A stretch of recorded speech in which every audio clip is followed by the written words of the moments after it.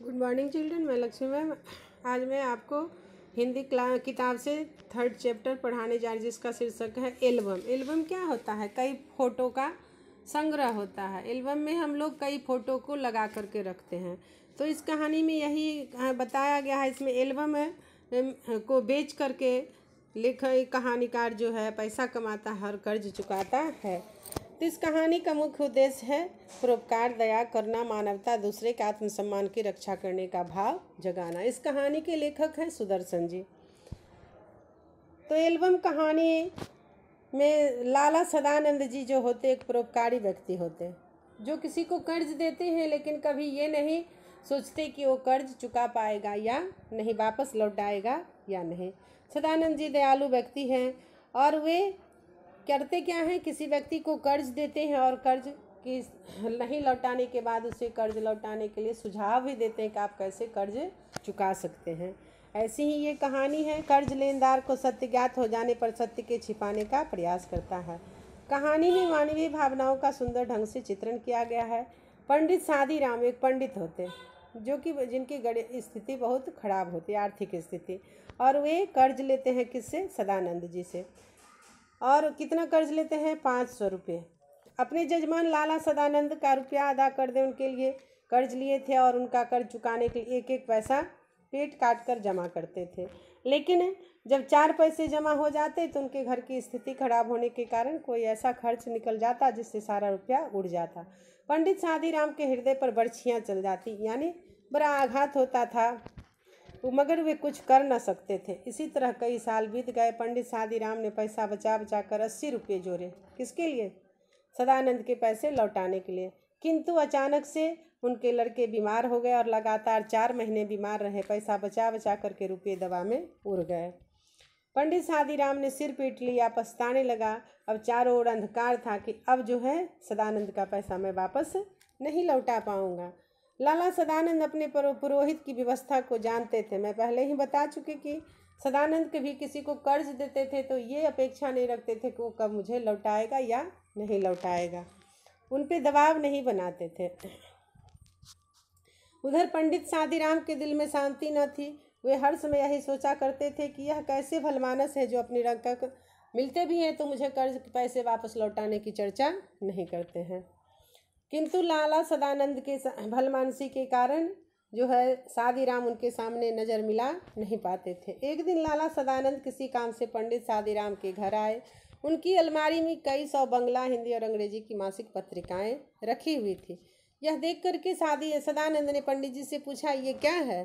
तो सादीराम ने उत्तर दिया, ये पुरानी पत्रिकाएं हैं। मेरे बड़े भाई साहब पुस्तक पढ़ने के बड़े शौकीन थे और ये पत्रिका मंगवाते थे। वे जब जीवित थे तो किसी को हाथ लगाने नहीं देते थे, किंतु उनके मरने के बाद तो अब इसे कीड़े खा रहे हैं, कोई पूछता भी नहीं। तो ये कहते हैं सादीराम को, सदानंद जी आप ये रद्दी में क्यों नहीं बेच देते हो सारी किताबों को? तो सादीराम कहते हैं कि इसमें कुछ ऐसी किताबें हैं जिसमें अच्छे अच्छे चित्र हैं और जब बच्चे रोने लगते हैं तो उस चित्र को दिखा करके मैं अपने बच्चों का दिल बहलाता हूँ, इस कारण मैं ये किताब बेच नहीं पाता। पंडित सादीराम ने कई सुंदर और रंगीन चित्र दिखाए। लाला सदानंद कुछ देर तक उलट पलट कर देखते रहे और बोले कि ये चित्रकला के बढ़िया नमूने हैं। अगर किसी शौकीन को पसंद आ जाए तो इस चित्र से आप कुछ पैसे कमा सकते हो। पंडित सादीराम ने एक ठंडी सांस भरकर कहा, ऐसे भाग होते तो धक्के ना खाता, क्योंकि सादीराम जो है अपने कर्ज में अपनी गरीबी के कारण बड़ा ही निराश हो चुके थे। उन्होंने जो ऐसी बात कही कि इस दीमक लगे किताबों को बेच करके आप कुछ रुपये कमा सकते हो, तो उनके हृदय में क्या हुआ? आशा का एक किरण फूट गया। लाला सदानंद बोले, एक काम करें क्या, जितनी अच्छी अच्छी तस्वीरें हैं सबको छांट कर अलग कर लो। सादीराम ने कहा, बहुत अच्छा, और जब यह कर चुके होगे तो मुझे खबर कर देना। तो सादीराम ने पूछा, आप ये क्या करोगे? तो मैं इसकी एक एल्बम बनवाऊंगा और आपकी तरफ से विज्ञापन दे दूंगा। विज्ञापन मतलब प्रचार होता है। तो हो सकता है यह विज्ञापन किसी दूसरे शौकीन के हाथ लग जाए जो तस्वीर को बहुत पसंद करते होंगे और उससे तुम 2-4 पैसे कमा लोगे। यह सुन करके क्या हो गया, सादीराम को यह आशा न थी कि कोयले की खान में हीरा मिल जाएगा, यानी ऐसे गंदे चीज़ों से, ऐसे बेकार चीज़ों से इतनी अच्छी उपलब्धि होगी। घोर निराशा ने सभी द्वार बंद कर दिए थे। गरीबी के कारण वे सभी आशाएं टूट चुकी थी उनकी। अब मेरे पास कभी इतने पैसे नहीं हो पाएंगे कि मैं उनका पैसा लौटा पाऊंगा सदानंद जी का।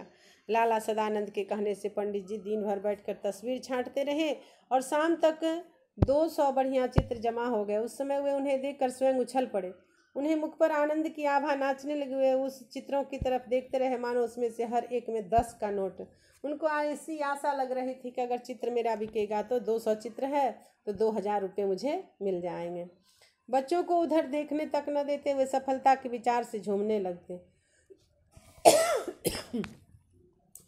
सदानंद ने चित्रों को एल्बम में लगवाया और समाचार पत्रों में विज्ञापन दे दिया। अब पंडित शादीराम हर्ष में डाकिए की प्रतीक्षा करने लगे। वे रोज सोचते थे कि आज कोई चिट्ठी आएगी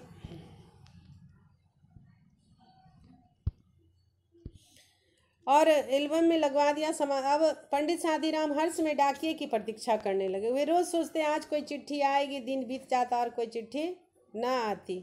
रात को आशा सड़क की धूल की तरह बैठ जाता।